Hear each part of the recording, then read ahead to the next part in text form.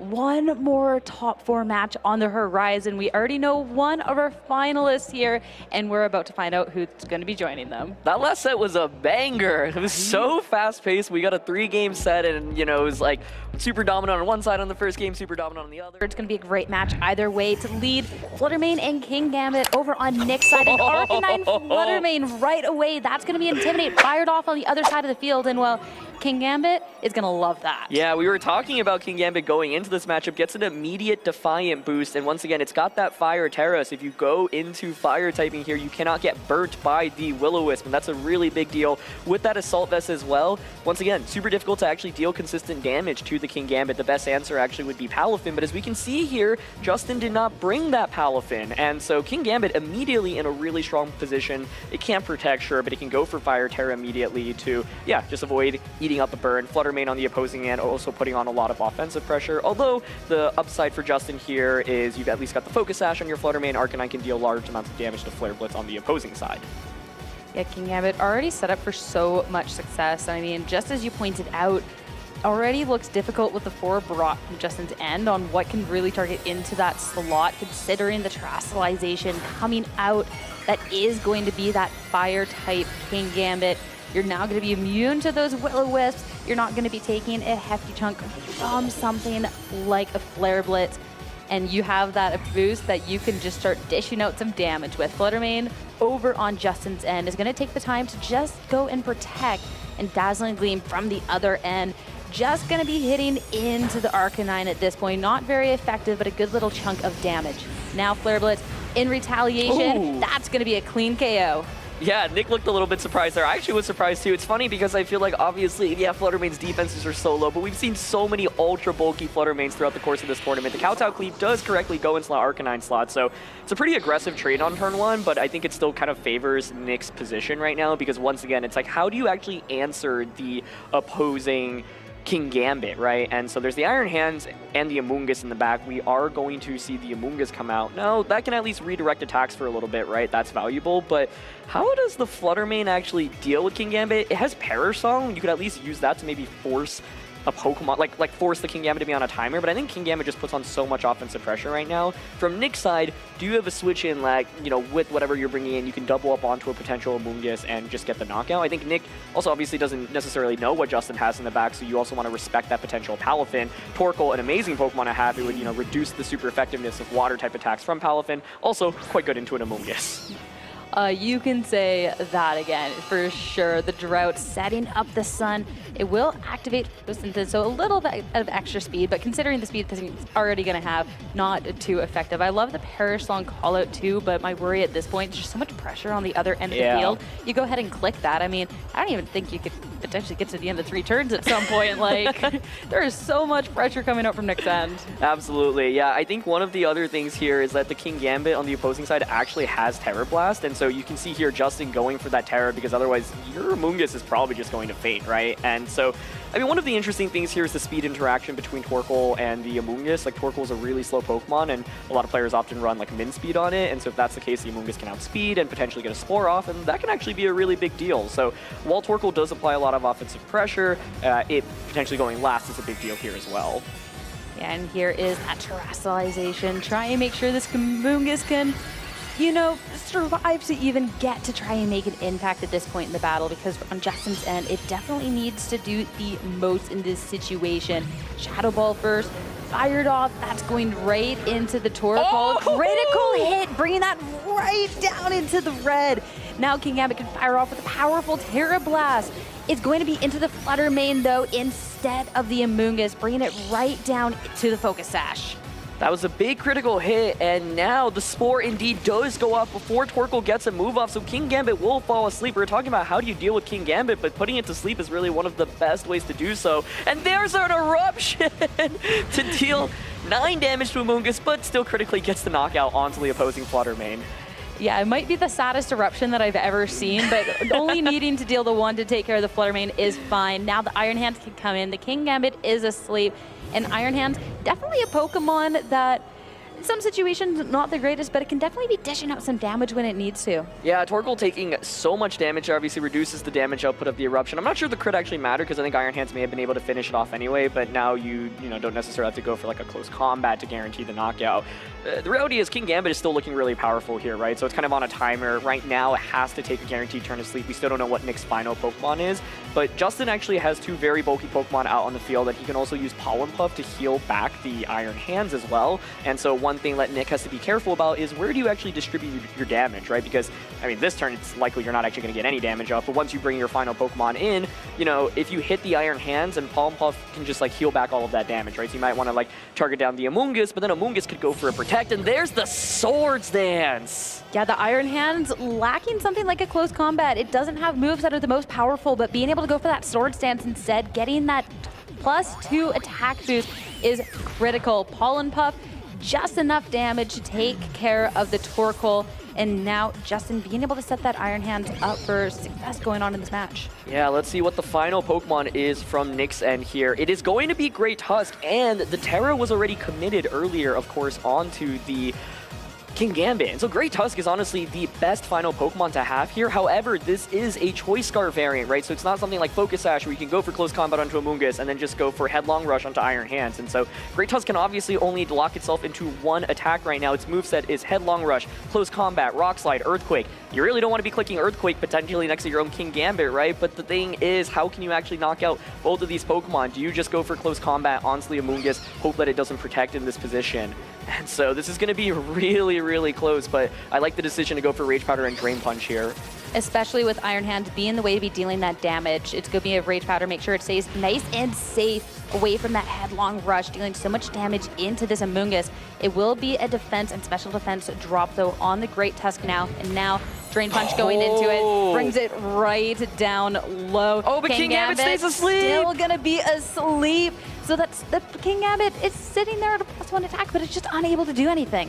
Yeah, I was really curious how much like Earthquake would do against both of these. I was like, is there ever a world when you actually Earthquake yourself and like deal massive amounts of damage? But then the Iron Hands gets to heal back up. I'm not sure how much it does into Amoonguss either. It's a Choice Scarf variant, but yeah, now Amoonguss is going to go for another Rage Powder. Now Kingambit can wake up. It can outspeed potentially and get that no, it's going to be slower anyway actually. So yeah, Headlong Rush here will just KO the Amoonguss, but Iron Hands here now in a really good position to succeed.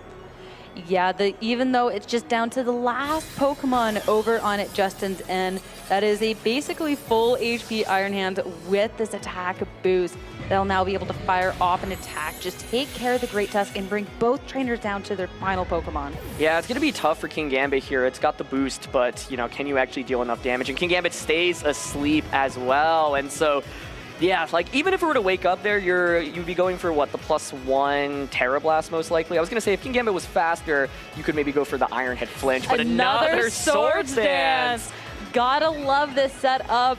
The Kingambit, it's been asleep for a while. It's gonna wake up this time around, but not really dealing the most damage, feeling comfortable to go and try and set up Terra Blast. It'll actually do quite a considerable amount into this, thanks to that Sunlight. That was the last turn of the Sunlight, and now you can start to heal this damage back up with a +4 Drain Punch. Yeah, I think the question here for Nick is, do you just try to go for a Sucker Punch critical hit, or do you expect to maybe hope to survive a +4 Drain Punch? I mean, +4 is so powerful here, but Nick knows how his Pokemon are trained, so I think if you're sure that you're not going to survive this attack, you have to just go for Sucker Punch and hope for a critical hit. But if you think there's a chance of surviving, it's still tough, right? Because then like Drain Punch still does so much, you heal back up, and then that like the sun isn't up anymore. So I don't know. I think I'd probably go for the Sucker Punch crit, because if you look at Kingambit's other attacks, it's like Iron Head and Kowtow Cleave, and they're not really that powerful here.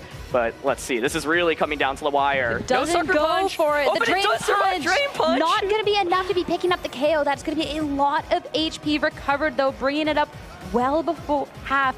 And now another Terra Blast. We saw how much it did last time, but that was with the help of the sun. So we'll have to see again. Brings it down right about to the same spot. So now this is so critical from Nick. This is the point at which you're going to have to go for that Sucker Punch and see if it can clean up. And it does KO! Not very effective, but just effective enough. Nick able to take this game one just by the skin of his teeth. Yeah, I wasn't confident like Kingambit would survive there, but actually survived the +4 Drain Punch, able to it was so close. Like, I think after that, you know, the Terra Blast came out, King Gambit was maybe, or Iron Hands was like 15 HP lower than it was maybe the turn before, and that was kind of the extra little bit of damage that Nick needed to feel confident in KOing with Sucker Punch. Yeah, and I was like, man, I wonder if Justin ever plays the mind game here and like tries to stall out Sucker Punch PP. You could like keep clicking Sword Sands, for example, but wow, what a game there. And King Gambit in the end actually does manage to clutch it out after what looked like things got really scary.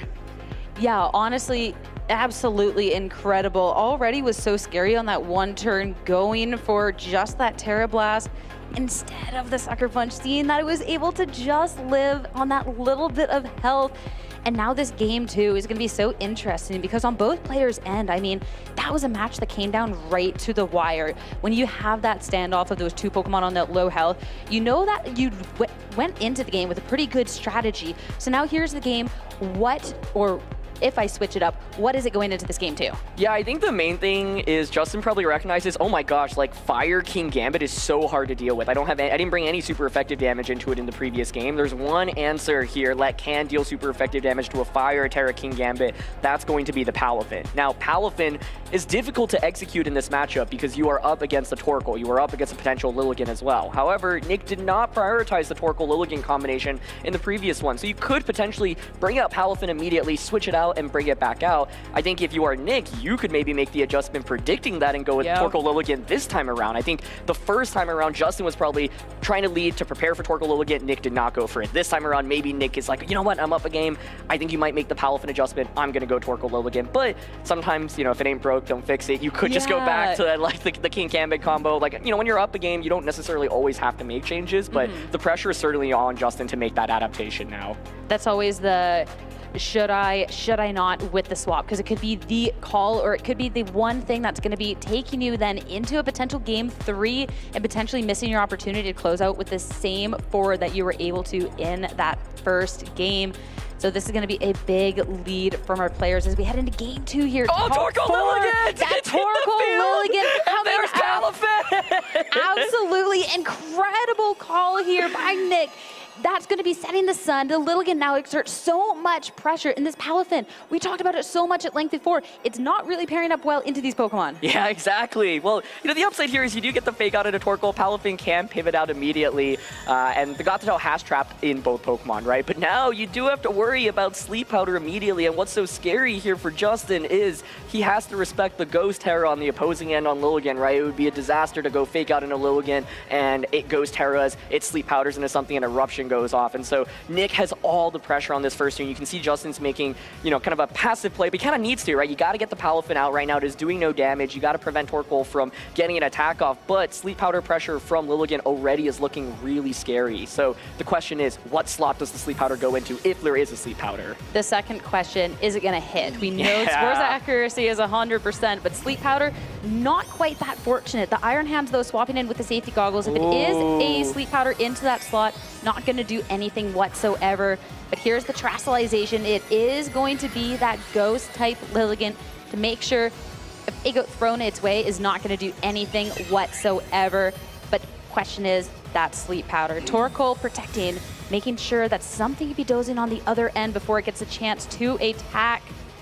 We have to wait. Fake out, nothing into the Torkoal slot. Where's Lilligant targeting? Lilligant? That's the question. There's the Sleep Powder, but it avoids! The Gothitelle avoids! Always in those crucial moments, the Sleep Powder accuracy. What is it Joe Brown says? It either it's 50-50, it hits or it doesn't. That is why Sleep Powder is a fairly volatile move to use there. Of course, if it connected, then the Gothitelle guaranteed has to take a turn of sleep next turn. And now, you know, the Iron Hands here able to actually cycle in and get another fake out off into Torkoal. And so that turn one could have been really disastrous, I think, if Sleep Powder had connected, because then the next turn, you know, I guess you still get to fake out into the Torkoal, but then it's like, where do you go from there? The Gothitelle is kind of in a slightly awkward position right now, and the upside for Justin is that you now have fake out to prevent Torkoal from attacking, and that's one of the fun things you can do when you have like multiple fake outs with the trap in as well. Yeah, make sure nothing could go on that end, but the second time is going to be the charm Sleep Powder to put this Gothitelle to nap. Now the Gothitelle won't be able to do anything. You thought it was in an awkward position before. Well, not looking too much better at that point. Yeah, now you're in the ability or potential, if you're on Nick's side, to just go for after you and start dealing lots of damage, right? The Torkoal here has Eruption, you've got Earth Power and Flamethrower as well, and so it's definitely a tough situation for Justin. You see he's considering going for the Terra here essentially defensively, and of course this is going to be the Fire Terra as well. So that helps you take the Eruption, but then Earth Power obviously becomes a little bit scarier. But I actually think, yeah, Iron Hands is really the best response to this specific duo because you have Safety Goggles and Fire Terra. In fact, actually, that's like as good of a set as you can ask for an Iron Hands to beat this duo. And so at least it can, you know, soak up some damage and not take too much in return for now. Yeah, it's definitely not the set that we get to see on the Iron Hand too often, but I guess it is why it is the Iron Goat potentially in this match. Swap out on the Lilligant, though. That'll be the Great Tusk coming in its place. Can get a little bit of an attack boost too with that photosynthesis thanks to the sun. It's not going to be just Nick with the Terastallization, though. It's time for Justin to go for one as well, that Fire type on the Iron Hands. Yeah, and I think this is a really crucial Terra. I really like Nick's decision to switch here, by the way, because like Lilligant could go for after you, but I think Nick's saying, you know what, it's fine. I don't really actually need to outspeed you right now. Got to tell, you know, you're staying asleep. It works out in his favor there. It ends up just being Drain Punch on a Torkoal, and you can see Torkoal's so defensive there. It just doesn't actually deal that much damage. Eruption, you know, in return does a lot, and now you've gotten the Fire Terra out from Iron Hands. Actually gets a critical hit onto the Gothitelle as well, and so, you know, definitely been a couple coin flippy turns early on. But the thing now is that the Great Tusk is really well positioned for, you know, these really powerful headlong rushes at this moment, and so I like the decision to switch out because Lilligant, like, you're not really going to be doing much more at that point other than maybe Leaf Storming the Gothitelle or clicking after you. Of course, can't Sleep Powder into the Iron Hands anyway, and by conserving Lilligant, you maybe have some offense against the Palafin in the late game. But crucially here, you look at Justin's team, there's nothing that actually resists any ground type damage, so Headlong Rush now is really, really safe to go for from the Great Tusk side. Yeah, the Great Tusk positioned so nicely, and we've talked a lot about Great Tusk versus Garchomp, but Great Tusk, I mean, it definitely has insane damage output, and it's only going to be better because of the sun. So a Headlong Rush into any Pokemon on Justin's side, well, that's definitely going to hurt. Yeah, and I think, you know, Torkoal obviously can't switch out right now, so you don't want to lock yourself into Earthquake, right? If you have like Dragonite, you could switch out if Gothitelle were on the field. But realistically, I think Headlong Rush is just so powerful right now. Fluttermane comes out, and that is a crucial Pokemon because, of course, it does have that Focus Sash. Yeah, make sure that it gets, as long as it doesn't get double targeted, that it'll be able to make it into the next turn. Headlong Rush, though, into the Gothitelle. It was sleeping. It didn't see that one coming. It is going to get KO'd. At least, though, at Justin's end, he'll be able to switch in next turn for something that's maybe going to help him out a little bit more in this situation. The Torkoal, with that Earth Power into the Fluttermane, it's going to eat that up quite nicely. Yeah, critically at least, the trap has been broken now, and there's the Palafin coming out. And so this is why, like, Palafin's awkward in this matchup, right? Like, I can totally understand why Justin brought it as an adaptation. I think it was really smart. The downside is you are up against, you know, two Pokemon that are weak to your attacks, but the sun is up. That being said, it is still Palafin. It is still quite powerful here, right? So it can deal decent damage to both of these Pokemon. We're actually seeing the Jet Punch option here onto the Great Tusk side. I think, like, the upside for Justin right now is that the Torkoal on the opposing side, its moveset is Eruption, Flamethrower, and Earth Power, so none of those actually deal, like, that much damage, certainly to Palafin, and Fluttermane's, like, decently defensive as well. I'm curious if a Flamethrower can actually finish it off from the range that it's at, but Great Tusk is obviously the Pokemon applying more offensive pressure right now. Yeah, you definitely don't want to disrespect either of the Pokemon with the amount of damage that they can be dealing back in return. And then you also just have to be so careful to make sure that once a Lilligant gets in, that you won't be able you'll be able to take care of it when that time comes. And preserving the Great Tusk, it will be the Fluttermane coming out over on Nick's end. That is going to be now two Paradoxes out on the field, a special attack boost, but actually a double pivot. Torkoal also switching out. Yeah, I think one thing that's really interesting about this game is kind of like setting up the sun, right? Because all of these Pokemon are getting photosynthesis boosts, and so the Moonblast just comes out and does pretty decent damage, just under 50. Does get a special attack drop as the Wave Crash ends up going into the Torkoal slot. So, like, what makes this actually kind of awkward is you have Choice Scarf, Great Tusk, but then you set up the sun to activate the photosynthesis on the opposing Fluttermane. So Justin's Fluttermane actually gets that speed boost, which makes things awkward, but the sun now at least has expired. Yeah, and the sun expiring just on the same turn as the Torkoal swapping out. I mean, that's classic weather 101. The Lilligant will take the hit a lot better than the Torkoal will, but you'll be able to bring that Torkoal back out at a different time to make sure that it can be dealing the damage, or you can enable this Lilligant to do what it wants. Even if there is the swap right now, if the Lilligant wanted to go for something to try and target into this Palafin, it could have that option with dynamic speed. Yeah, this is a really awkward position for Nick, actually. Like, I wonder if his play is to switch Flutter Mane out into Torkoal, set up the Sun, and go for a Sleep Powder here, potentially. You do have Leaf Storm as well, but I think the main thing that is going against Nick right now is that he's just getting outsped by this Flutter Mane. Like, Flutter Mane is basically faster than the entire opposing side if the weather isn't up, and then if you bring out the Torkoal, you end up setting up the Sun, right? But there is the switch, so I would think it's Torkoal coming out, and there it is. You need to shut down this Flutter Mane currently. Yeah, and that will be Torkoal bringing out the Sun, the perfect thing to be pairing up with the Lilligant, hence the whole Lilligant-Torkoal combination that Nick's is running with. Jet Punch, though, that is actually going to be enough for the KO onto the Lilligant, so that is going to be one problem Pokemon handled. Yeah, and that's a big deal, right? I think like, now the question is, how do you actually deal with this Flutter Mane? It's just going for so much damage, and Shadow Ball and Moonblast are so consistent across the entire team, gets the double knockout there.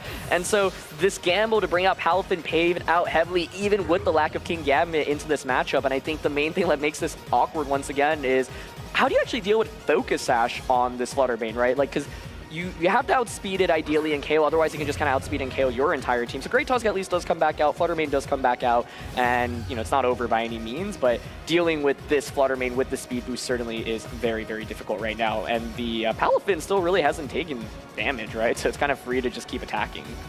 Yeah, and it's a couple of turns until the Sun is done, and I'd imagine with the damage output that everything on the field can deal with, we might not get a world where the Palafin can be hitting for full amount with anything like a Jet Punch because of the Sun, but still going to go for it. That's still a lot of damage. Critical hit over onto the Flutter Mane, and that is going to be just one Pokemon now for Nick, and Moonblast into that slot is going to be a double KO yet again for Justin to bring this into a Game 3. The way Justin positioned Palafin next to Flutter Mane was so brilliantly done, and I think the main thing here is like Nick kind of just ran out of steam very early on, right? I think like got the tail getting put to sleep, that's not too much of an issue, right? Like Flutter Mane actually ended up being so strong. It's the combination of Flutter Mane, which outspeeds everything, and the priority coming out from the Palafin. So that duo in particular, I think, was something that Nick probably wasn't like super prepared for in this match in particular. And so, you know, we didn't see King Gambit in the previous one. King Gambit, if you don't Terra Assault Vest in the Sun, pretty solid against that duo in particular. So I wonder if we see an adjustment back to King Gambit. It's funny because I feel like Justin actually brought the Palafin maybe to deal with King Gambit itself, but if you actually just conserve your Terra, it can be pretty valuable. But the point is, Palafin is a threat, especially when it's next to that Flutter Mane. It's so funny too that going into that game too, we're like, oh, the Palafin could be good unless there's that Lilligant Torkoal, in which case, oh no, Nick brought it, this could be disastrous. But no, Justin, did a really good job of being able to play around that and set up. And I mean, back-to-back turns of double KOs. I mean, it was just really well done and really commendable too. I mean, being in a situation where it looked like a lead could be really strong against you, but I mean, there was this Leaf Powder miss, and it was just like the fact that the Iron Hands brought in and couldn't deal with that slot with the safety goggles. So. Yeah, safety goggles Fire Terror is like a nightmare to run into. Like, you can Earth Power with Torkoal safely into that slot at least, but yeah, I wonder if Nick's like, you know what? I thought Torkoal Lilligant was the adjustment. It just didn't actually work out that well because you were able to trap me in. And I think part of that game was like Nick did commit his Terror on turn 1, right, to try to bypass the fake out, trying to play it safe. But I'm not sure he actually needed to do that because even if the Gothitelle goes for fake out onto your Lilligant slot on turn 1, okay, what is Palafin in Zero form really going to do to you, right? Yeah. And so I think if you're Nick, you could go back. I would expect maybe an adjustment back to King Gambit, or you could go Torkoal Lilligant once again, but conserve your Terror a little bit better. That being said, it's very clear that the combination of Palafin and Flutter Mane is a major offensive duo that you have to clear. And yeah, I think going back to King Gambit helps against that duo a lot. Well, it was a big adjustment heading into Game 2 from both players, and gonna have to see how they want to be approaching this Game 3, as both of them are just one battle away from making it into the finals. The King Gambit and the Flutter Mane to start, going up against the Palafin and the Flutter Mane. Yeah, so it's interesting because like this time King Gambit does not get that Defiant boost, but at the same time it's not threatened that much, right? And this is classically, you know, one of the awkward things about Palafin. You know, you often do want to switch out immediately to transform forms. However, one of the reasons why Palafin's actually been a popular pick in this format is because of that priority Jet Punch, putting on a lot of pressure into opposing Flutter Manes. Flutter Mane does not have great HP and defense. You can see here Justin actually thinking about going for a very offensive kind of double up immediately onto the opposing Flutter Mane. Now, a lot of the choice specs Flutter mains like Nyx are kind of bulky, but are you really going to survive this double up immediately? And I really, really like this decision making from Justin because he knows that Nyx Flutter main does not have Protect, and you also know you're faster with your Flutter main. Yeah, and you were asking too, what could a zero form Palafin do the first time around? I mean, it could hit for a little bit. Yeah, it could be Jet doing Punch is enough. legit, yeah. Combined up with a Flutter main, could be dealing just enough potentially. It will be the swap out into Torkoal though on the other end, trying to make sure the Flutter main can stay safe in the back as Torkoal comes and brings out the Sun. So the Jet Punch is going to be doing quite a considerable less, the Zero Form and the Sun. The Shadow Ball though should do heaps more damage, bringing that right down low. But now Tau Cleave into the Flutter main will bring it right down to Sash. Yeah, so I think both players making good plays on turn one. Justin trying to go all in and potentially knock out the Flutter main. But even if Flutter main switches out right, there are many Pokemon that really can switch into that combination. Practically nothing, honestly. And so it's guaranteed free damage. You either get the knockout onto Flutter main or a ton of damage onto whatever switches in. The downside, however, I would say for Justin now is that your Flutter main is much lower HP, right? And it's threatened by a Sucker Punch here, so you might feel, pressure to go for Protect or that switch out option. And part of what really went wrong for Nick in that previous game was just never really being able to do that much with Great Tusk because of the threat of Flutter main on the side, the opposing side. But this time, you do have the potential Terra to conserve with Great Tusk, which in itself is already good defensively, and Flutter main has already taken so much damage. So I would say Nick is off to a much better start in this game than he was previously. Yeah, the big switch up and already paying off, and now Justin forced to be swapping that Flutter main out, bringing Iron Hands in instead. We got to see the amount of mileage Iron Hands was able to do in a couple of other games, so no surprise it was brought this time around. Not the only person wanting to conserve a Pokemon though. It'll be the Torkoal swapping back out, bringing the Flutter main back in place, knowing that it was potentially safe from the Flutter main over on at Justin's end, considering the pressure of the Sucker Punch going into the slot. No Sucker Punch though, instead going for a different attack as a Wave Crash is going to deal a good amount of damage into the Flutter main, and now just firing off a strong attack into that Palafin. Yeah, really nicely played there by Nick. I think also by positioning the Flutter main in there, now you obviously are immune to a potential fake out from the opposing side. You can just go straight up for damage here with that Flutter main. The Flutter main, this is Choice Specs and Photosynthesis right now, right? So Palafin, it's dealt decent damage. That was actually a really nice Wave Crash to get the Flutter main on the switch in, but you can see with the Sun and with Palafin in Zero Form, just not actually able to do that much damage to Flutter main. I would certainly expect it to survive a Jet Punch right now as well. And so Nick has positioned himself really well, and I think he has not fallen into the trap these first two turns. And I feel like, he is basically forcing Justin to respond. He's gotten the first couple turns correctly. Yeah, and that's putting Justin in a little bit on the back foot of this situation, and the Palafin already taken so much damage, does need to be swapping back out. That Pokemon was so important in Game 2 to be taking the victory, and you need to make sure you can get it in hero form to be dealing that damage it needs to later on in the match. So that'll be Gothitelle hitting the field in its place.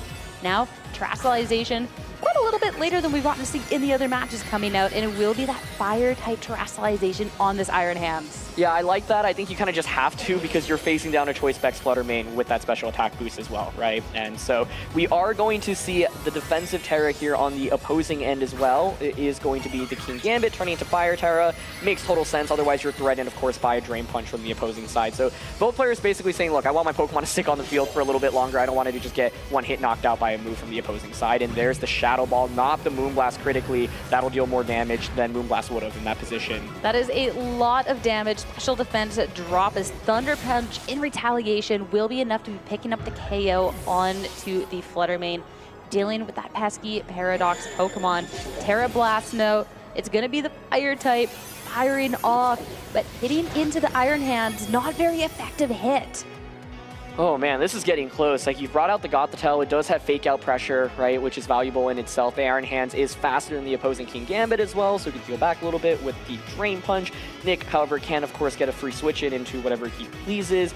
We have not actually seen all of the Pokemon yet, and so, Great Tusk, for example, here would apply a lot of pressure immediately. And so there it is. You spoke it right into existence, Aaron. The thing about what makes this game different, right? Like the previous game, it's like, okay, Great Tusk comes out, it gets a knockout, but then you have this like Photosynthesis Flutter main on the opposing side that's really scary. I mean, one thing that is critical though, right, is that like Nick did commit his Terra Fire to King Gambit, so Great Tusk now cannot Terra defensively in order to survive that Moonblast from the opposing side. So that's still really, really scary to deal with potentially.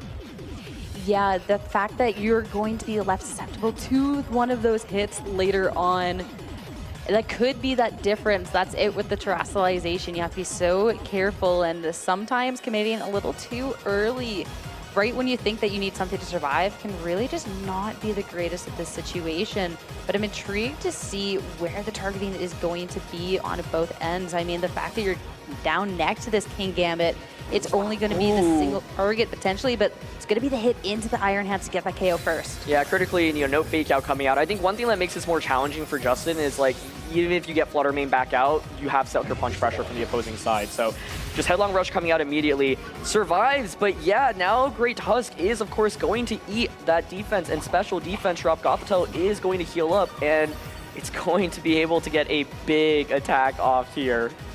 There's the Psychic. Is it enough to get that knockout? Super effective. -1 special defense. Great Tusk is down!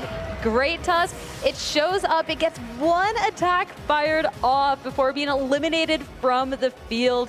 And now the Iron Hands taken down over on Justin's end is going to bring the way for the Palafin to hit the field again, face off against the Torkoal on the other side. Oh, what a nice call by Justin there, right? I think from Nick's end, you had the potential to maybe double up onto the Gothitelle slot, or go for like, or at least click Kowtow Cleave into that slot, maybe reading like a fake out would come out, or maybe Gothitelle would even switch out there, but instead losing the Great Tusk, which was maybe the best offensive tool in this endgame. Now, King Gambit on the opposing side still is really powerful. The Sun, of course, is still up as well, but Palafin does have super effective damage into it, so this is going to be quite the close finish.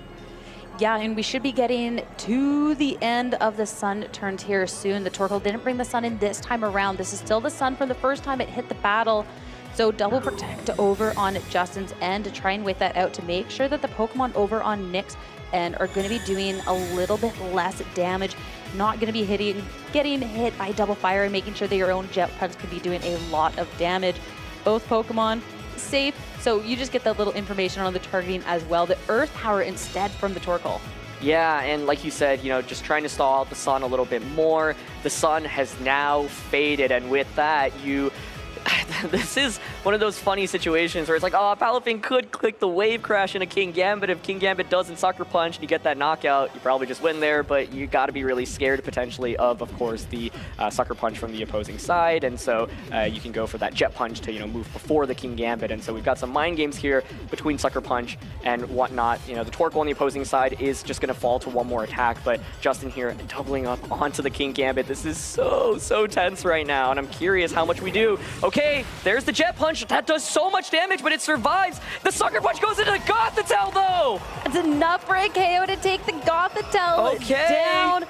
At that point, it's going to be the King Gambit surviving through another turn. Oh, and the Palafin is going to join it! HP. Are you kidding me? Not enough from the Torkoal to take it down. The last two Pokemon on Justin's end are holding on by just a sliver of health to try and do anything they can now to bring you just them Jet on Punch into the King finals. Gambit. Yep, you Let's Shadow Ball go. Torkoal, and the game is won. This Palafin will not be stopped. It's won the last two major tournaments in Series 2, and Justin Tang will be moving on to the finals, trying to claim a third victory for Palafin in this format. The newbie taking down the veteran. This is Justin's first regional event, and he's moving on into the grand finals as Shadow Ball is gonna seal the deal. The Torkoal going down. Oh my goodness, are you kidding me? What a set that was. We had so many adjustments. Justin realizing Palafin was the answer indeed after that first game, and I think in the end, the turn that really punished Nick in this game was just giving up the Great Tusk. What a play to just